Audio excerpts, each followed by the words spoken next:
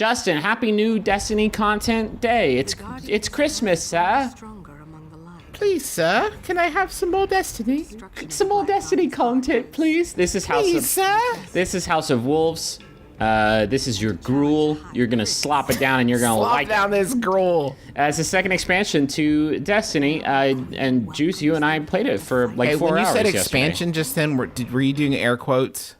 Wow, starting off kind of mean. Okay, let's call it DLC if you want. Here I am upgrading my heart of the Praxic Fire. Shivering Isles is an expansion.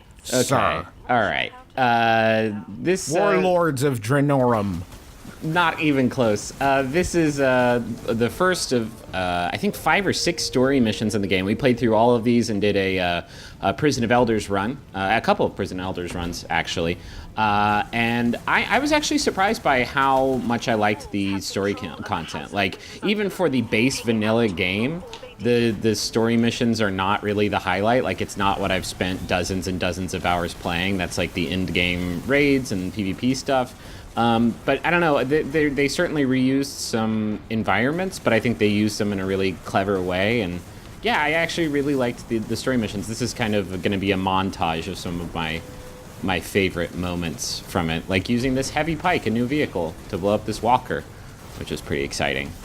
What did you think of the story? Yeah, stuff? I'm giving this a hard time. I thought they were fun, well constructed. You know what I liked about them? The narration on them was really good. Like, it wasn't like there was more interplay between two voices, which isn't something I think they've done before, right? Yeah, there's not much. Somebody pointed this out actually in the Destiny Reddit. There wasn't much Peter Dinklage in this one. It was actually no Dink. There were 2 other characters, one of which is a Fallen that has aligned with another one of the races in the game to like take down his like evil fallen brethren. And like, I don't know, it's a pretty simplistic storytelling, but I don't know, I like that a lot more than the Dark Below. I like a lot of things about this DLC a lot more than I like Dark Below. But Dark Below like was reliant on you knowing this lore that the game just didn't tell you jack shit about. Like, it could be very, very easy to just not know who Crota is and what he is. And in this one, I feel like you have a much better motivation. That and the set pieces are much cooler. This is where the game of Destiny changed for me. I got my V-Blaster. Oh, God, the V-Blaster. Griffin got this stupid laser tag gun and would not let it go for the entire time we played through this content. Now, this is going to be a tight V-Blaster trick shot montage, so I hope everybody's ready for that. It's okay. Here's what I'll say about it. It has infinite rate of fire. It can shoot as fast as you can hit the button, and almost perfect stability. So like, I don't know, if you can jam on that trigger, and you upgrade it, it has a perk that lets you do extra damage to fallen enemies. You can actually kill shit pretty quickly, especially in the Nightfall this week, which is an arc burn against a bunch of fallen, and it does arc type damage. You can really give them what for. It's fun. Like, it's hard to describe if you haven't used it, but like, it's fun. It's even really if it's fun not to like use. hugely effective. It sounds great. It sounds like a laser tag pistol from the 80s. It's awesome. It does burn through ammo so quickly, and that means it uses secondary ammo. That means you can't like use your shotgun or sniper after you empty a clip. And oftentimes, I almost feel like it needs to be. We talked about this. I almost feel like I think the idea of a sidearm is like really fun. Yeah. But I think it almost needs to be like an alternate type of weapon or a different ammo type, because like you wouldn't want it as a primary, but it does kind of feel stupid to use this as like instead of, like you said, like a shotgun or a sniper rifle. Yeah, but I think that the story missions and the new strike and even Prison of Elders to some extent is kind of built around these close encounters situations with Fallen, and actually in those encounters it's one of the better weapons you can use, I've found. It also has a perk on it that suppresses fallen captain's abilities. I still haven't figured out what that does, even though I have the perk. Maybe it keeps him from teleporting or something? I don't know. So this was the most surprising part for me, is that you go in the Vault of Glass again in the story mission. Which, I don't know, they have certainly repurposed content in other parts of the story missions, but to see them actually take you inside of a raid. And you even do the Oracles bit. Here's me and Justin, like, doing some classic cheese techniques in the Oracles. On the Oracles. But yeah, I thought this part was actually pretty cool, repurposing notwithstanding. I touched on this before, but like I can't stress enough how much I have been liking this DLC more than I liked Dark Below. I feel like the content is a little bit beefier. I might just be saying that though because like I ran Crota's End maybe over 100 times since that expansion launched, and like I just got so over it.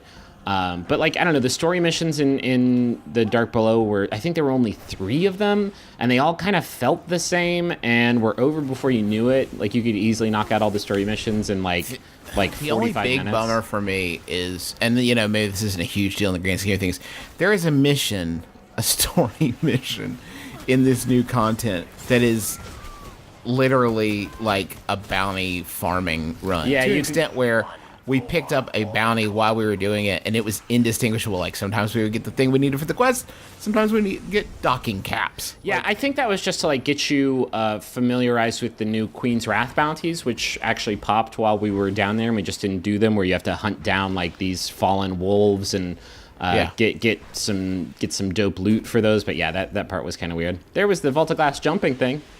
Everybody loves that. Yeah, I mean, that's what I would say.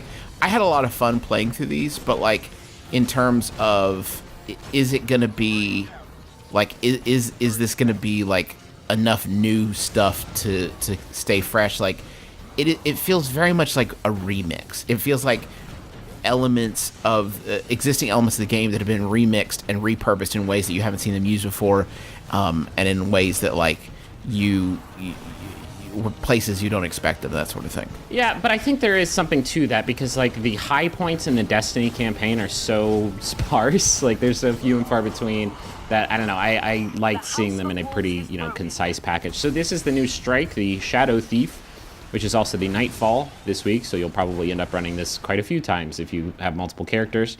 There's me just doing some nasty shit with my V-Blaster. This is my favorite technique, just getting right up in that grill. Look at that, 815 a pop. That's some serious damage, V-Blaster.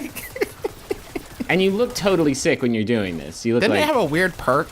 Didn't it have like a weird, like, keep people from teleporting perk? Or are you joking about that? No, it has that. I think that's what it does. And here's... this is the boss of the strike. What I really like about him is you actually face him several times throughout the strike. And unlike Omnigul and I think there may be another strike that does something like that, you can actually lower this guy's health every time you see him throughout the level. And then when you get him to the end here, he will have a smaller reserve of health, so you can burn him down really quickly. I actually just did a Nightfall where we killed him in 30 seconds in this final room, just because we'd been really diligent about taking him down. I will say my favorite thing about the content is I got to 32, which I went for weeks in Destiny and not able to do that, and I did it in the House of Wolves in about 2 hours. Yeah, that was nice. I mean, that's sort of the nature of things. Like it was easier to get to 30 when Dark Below dropped. Just like now, there is stuff you can buy that has the previous maximum amount of light on it. So if you didn't like grinding for Radiant Shards, and God knows nobody did because it was the worst. Now you don't have to do that. You just go buy it. And now what am I looking at here, Griffin? This is the Prison of Elders. It is. This is a playlist version, so it's kind of complicated. There's a level 28 version of the Prison of Elders that's totally random. Different modifiers, different enemy groups, different boss. It's all random, and you get some rewards. It's kind of similar to doing a strike playlist. And then there is a level 32, a level 34, and a level 35 version, and those are actually like preset playlists. So the modifiers are predetermined, the enemies you fight are predetermined, the bosses are predetermined. I think that Bungie said there's a pool of like 5 of those, and they mix in 3 every week at those different difficulty settings. So this is level 32, the lowest difficulty of the like pre-made playlists, and those you have to bring a group into, you can't matchmake. And Jesus, please us, did we have some troubles with this thing. It's cool, like it throws different enemy groups at you, and there's a different modifier every time. There's some that are like increase your melee strength dramatically and lower the cooldown on your grenades dramatically. And then there's the traditional burns and stuff. But then there's... I would say none of it is like egregious, like none of it felt like infuriating. It was just more of a... going for that transition from, hey, I'm running around shooting everybody, to, okay, we need something like a plan here. We need something approaching a plan. You got to be on top of your game. Like, this is just the mini boss. There are 5 legs in the Prison of Elders. The mini boss popped up in this run in round 4. And it took us a few tries to take him down, and then the final boss was this total beast who has a shield that changes damage types, so you constantly have to be coordinating your attacks with everybody, killing the adds, and then coordinating your damage types, and all firing at the same time, because when his shields pop back up, another wave of enemies comes back in. It requires when a wave starts, it is more than I think anything I've played in Destiny. Like, you really do get a sense of, oh shit, like there is no way. Like, you are in it right away, and it feels impossible. That battle took us about 25 minutes to take Valis down, and there were a few times where just one of us would be left standing and have to wait for the other people's respawn timers. And then our buddy took him down with the Blade Dance attack, which is pretty sweet. I will say the economy of the game is a little bit more complicated than I thought it would be. You have Etheric Light, which is this new material you can use to boost any legendary item you have already. I haven't gotten any of that to drop. And then you can get cores, which you can exchange for armor and weapons, which are guaranteed to drop at certain Prison of Elders difficulty levels. I don't know. Based on that system, I thought I was going to be able to like jump up to level 34 within like an hour, but I don't think I'll be able to get 34. And then there are these sweet chests. Okay, so this is great. There's this DuckTales treasure room with a big chest in it, but you can only open it if you get a treasure key, and treasure keys are not guaranteed to drop in the Prison of Elders. So like I had one. I think it's like trying to lure you in. Yeah. Like if you get a treasure key somewhere else in the world, you can come back and play. From completing. Which is that's how they get around the lockout, right? Of Crota's End and other raid shit that they've done in the past, where if you can find one elsewhere in the world, hey, you can run this thing again and get some great rewards. Anyway, this is House of Wolves. I'll have more videos up, and we'll have our review up later this week.